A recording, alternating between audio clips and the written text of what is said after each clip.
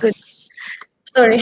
Okay. So No my name is problem. Sabina, and today I'm gonna speak about biomass-inspired carbon materials for CO2 absorption and hydrogen sulfide capture.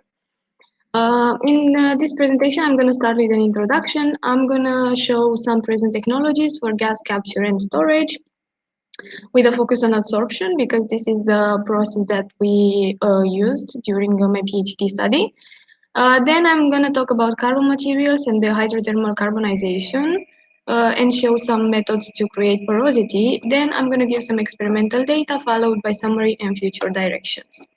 So as I mentioned in the title, the purpose of the PhD project was to diminish the CO2 and hydrogen sulfide concentration. This is because carbon dioxide is one of the major causes of global warming, and its atmospheric concentration has increased with more than 40% since the Industrial Revolution, and this is mainly due to anthropogenic activities. The majority of CO2 comes from electricity generation and heating, followed by transportation, manufacturing and construction, and fossil fuel combustions for other uses.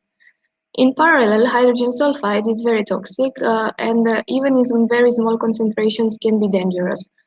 So, based on this, different technologies have been dealing with the removal of these two gases, and one of them is separation with chemical solvents, also called absorption. This technique is very mature technology and is usually used for high volumes of gas stream containing both CO2 and hydrogen sulfide. Is based on the usage of alkaline solvents due to the acidic character of the two gases. Um, the methodology is quite advantageous because it can be used for high volume of gases, but in the same time it uses solvents and can be quite corrosive for the environment. Then some people use conversion, for example, for the conversion of hydrogen sulfides to elemental sulfur, or photochemical or electrochemical reduction of CO2 in order to get valuable products such as methanol or formic acid. Membranes have been also used over the time. They are quite good and they have good efficiency. The problem here appears with the regeneration and also the high cost of the membranes. And then the last method, one of the most used actually, is adsorption. And here, depending on the adsorbent that we use, we can have low temperature adsorbents, mid temperature adsorbents, or high temperature adsorbents. For our experiments, for our study, we considered the low temperature ones because we intended to remove the CO2 and the hydrogen sulfide in normal conditions in daily based from daily based activities. So here we have carbon based adsorbents or zeolites or metal organic frameworks and so on. And so, as I mentioned, we used absorption and then we targeted the phenomenon of accumulation of a large number of gas molecules onto the surface of our carbon material. And here we can have either physical or chemical adsorption. The two processes are very different. In the case of physical adsorption, we will only have a weak, the molecules of the gas will be held on the surface of the material via weak interactions. Is usually a completely reversible process. It's not specific and we don't necessarily need activation energies, or they are very small. If we target chemical absorption, then here we will actually have a chemical reaction that's taking place. So we need activation energies. The molecules will be held due to chemical bonds. So the process is going to be irreversible. And it's usually very specific. So we need to have some active sites that will trap the gas. And here I made a small classification of the type of absorbents found in the literature. And here you can see some examples of non-carbonaceous adsorbents. And here we can have zeolites, metal organic frameworks, amines, or mesoporous silica. They perform quite well and they have been used for both CO2 and hydrogen sulfide. And in this table, I just made a short summary of some carbon-based adsorbents reported in the literature derived from different biomass sources. According to their activation temperatures, they tend to perform better or not as good towards the gas separation methods experiments. And now some words about carbon materials and hydrothermal carbonization. You also heard some information yesterday about this process. As a general definition, it refers to the wet biomass conversion, which mimics usually the natural process of coal formation, only in a smaller time in the lab. And we use this because it has several advantages. It uses mild conditions. The particles we get are usually spherical, and they have sizes in the domain of microns. The chemical and physical properties can be usually changed because we can combine the carbon precursor with different other components. And the surface of the hydrochar is usually highly populated with oxygenated groups. So if we want to functionalize the materials afterwards, this can be quite easy achieved. And as I mentioned, we use biomass, and biomass can be basically anything. The criteria that we have in mind when we choose the biomass for the experiments is usually the abundancy, because of course, if we want to start a study, then we need to have a quite enough amount of feedstock to be able to reproduce and repeat experiments and validate the data, and also, of course, the chemical composition of the biomass. Because if we target to have high amount of carbon, of course, the biomass, the source, has to be carbon abundant. Also, if we intend to dope some heteroatoms, we also can check if the biomass has these heteroatoms, and in this way we avoid the usage of other chemicals, for example, nitrogen, as in coffee. When we do this hydrothermal carbonization of biomass, as I mentioned, it has a lot of advantages, but there are also some challenges. And the main one is that the hydrochar is usually it has low porosity, mainly non-porous, which is not very good for the future applications.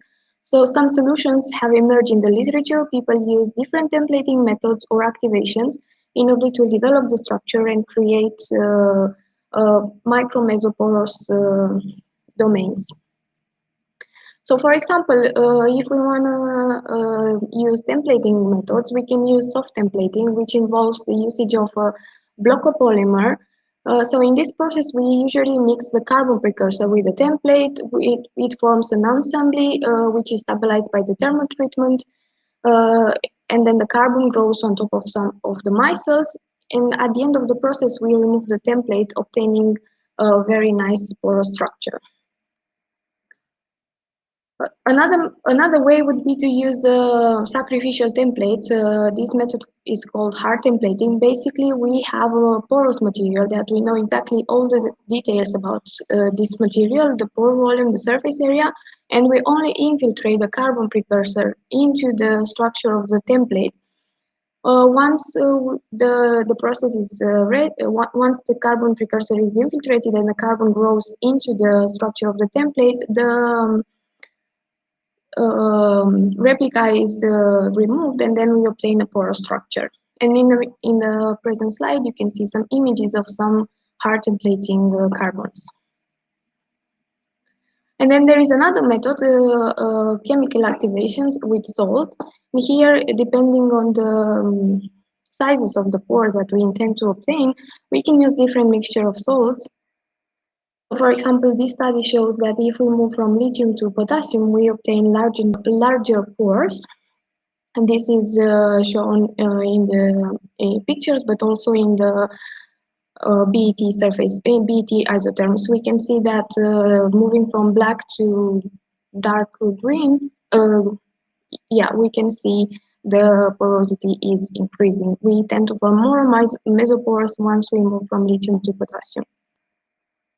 And here are the examples. There is another way only using KOH, and this is very popular chemical activation used in the literature. And you can see on this slide that basically when we do KOH activation, it's called chemical activation, but during the process, we have a synergistic effect between the chemical activation, the physical activation due to the formation of CO2 in situ, and also the potassium intercalation into the carbon lattice. And the state of the art shows some results from soft templating. You can see we have spherical particles. We have quite large surface area. Depending on the applications that we intend to use the materials for, we can have hollow spheres and so on and so forth. For the hard templating, we can have more ordered pores and more sponge-like structure, but the real sponge-like structure is actually obtained in the salt activation. And so here are some experimental data from what we've done during the PhD in the lab. So we started first with constant structure biomass, like model system biomass, glucose and fructose, because they have constant structure, and we try to reproduce the experiments at the beginning, and we wanted to eliminate the variation of the composition of biomass. And here we use soft templating, and then we also did salt activation, but this time we used the real biomass. For the soft templating samples derived from glucose, we observed that we have spherical particles, as I mentioned before, as an advantage of the HTC, but also because of the precursor. And once we try to remove the template at higher temperatures, like between 55 degrees and 900 degrees, we observe that the structure is not very much modified, only the porosity. We confirm the spherical shape also with TEM. And then when we check the porosity, which was the purpose of the templating, we observed that we have quite porous structures. And of course, we tested them for CO2 capture, which was the purpose of the study. And in standard conditions, at 0 degrees, we managed to get as much as 7 millimoles per gram and around 6 millimoles per gram at room temperature. The absorption, being an exothermic phenomenon, is decreasing. The absorption capacity is decreasing with increasing the temperature. And then for the second part of the experiment, so here we use the real biomass, and we had winged beans, palm date seeds, and guava seeds. First, we did the elemental analysis to check the composition of the biomass and also the composition of the hydrochar. And after activation, we observed that we get the sponge-like structure that we were expecting. The SEM images shows that the materials have are formed of big chunks of porous powder. And then when we tested them for CO2 absorption, we observed that we get as much as 5 millimoles per gram in standard conditions and only around 4 at room temperatures.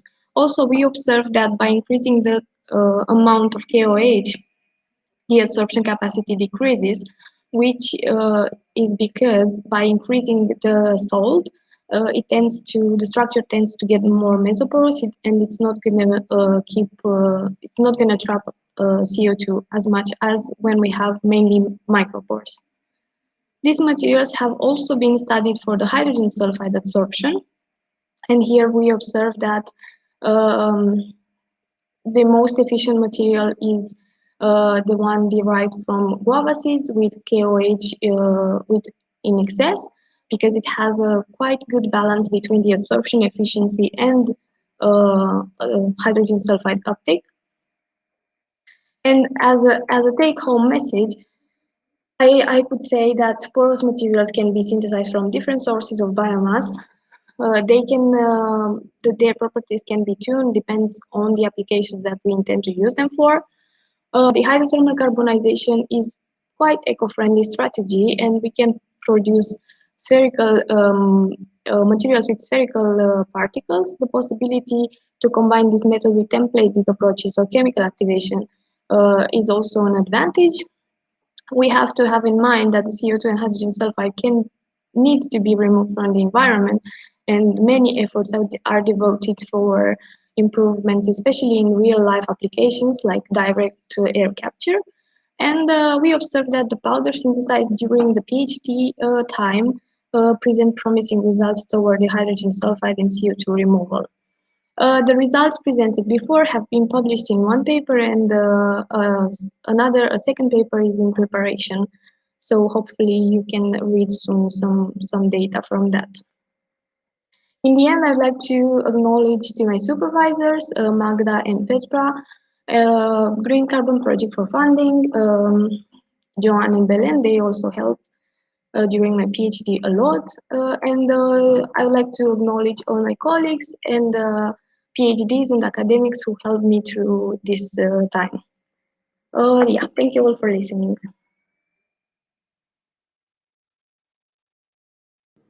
Okay, thanks Sabina for your nice presentation. We have time just for one question because we are a little bit late.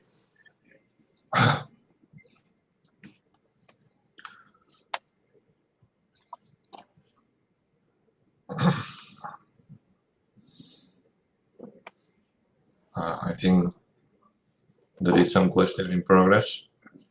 We will see. Probably it's too early. Yeah, probably.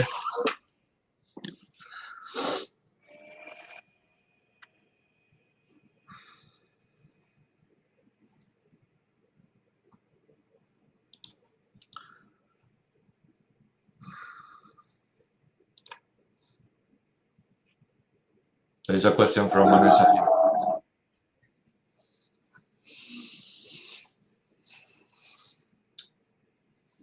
So, if I'm understanding correct, she's asking what's the function of the P123 at 180 degrees.